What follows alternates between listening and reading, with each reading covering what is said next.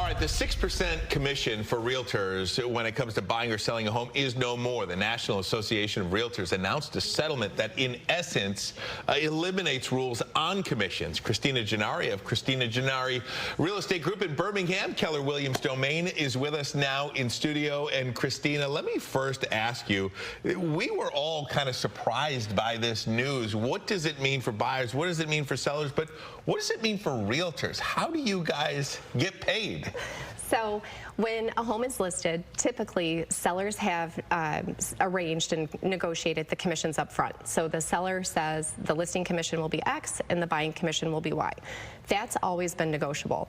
What's changing now is that we'll have a written buyer's agency agreement for everyone representing a buyer, and that commission will be pre-negotiated with the buyer. So like if you were going to buy a house now or a year ago, who's paying you? Is it the seller that pays you initially? You've made that agreement with the seller? Mm-hmm. So if you look at the balance sheet, it comes out of the seller expenses. They set that up 30 years ago so that buyers could have representation, because otherwise the buyer was paying the agent back in the day. Sure. Yeah. Now, what about this ruling? We hear the 6% commission goes away. I mean, springtime is a very popular time to list your house, to buy a house, but this won't go into effect until mid-July. Mid-July. So if you were to list your house today, it's under the same rules that NAR had, right? Everything's still the same. Yeah. It's probably just going to be a function of the paperwork and how we identify the buying agent and selling agent. So listing and selling your home today is great. The market's fantastic. We've been super busy for the spring market.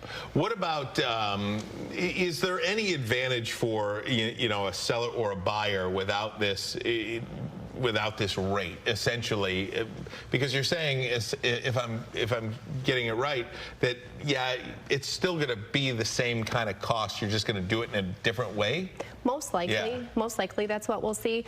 What we don't want to see is that first-time home buyers, VA buyers, or FHA buyers, and other people who need concessions are at a disadvantage because of this ruling. So we want to make sure we protect everyone and work in all of the buyer's best interests. Because the buying agent, too,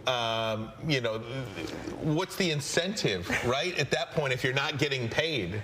As a buyer's agent, you essentially wake up unemployed every day and work with clients for days, weeks, months, years, hoping that someday you'll find the right home for them and you'll have a paycheck. All right, so let's talk about home buyers. I want to ask you about this Zillow report that came at the end of February. It said that to own a home comfortably, right now you need to have a household income of $6,000. That's up 80% from 2020, where you needed $59,000 to comfortably afford a home. First of all, did you see that report, and why is that number so drastically higher? So that's based on, one, a purchase price. So it fluctuates based on the home price you're buying. But two, consumer debt is at an all-time high. So credit card debt, car payments, Netflix accounts, those are all things that are increasing the debt side of the debt-to-income ratio that's taken into consideration when you're qualifying for a mortgage. Okay, so that's where that discrepancy comes in. It's that income-to-debt ratio that's really accounted for when you're looking at a mortgage. Exactly. All right, Christina, where can people find you?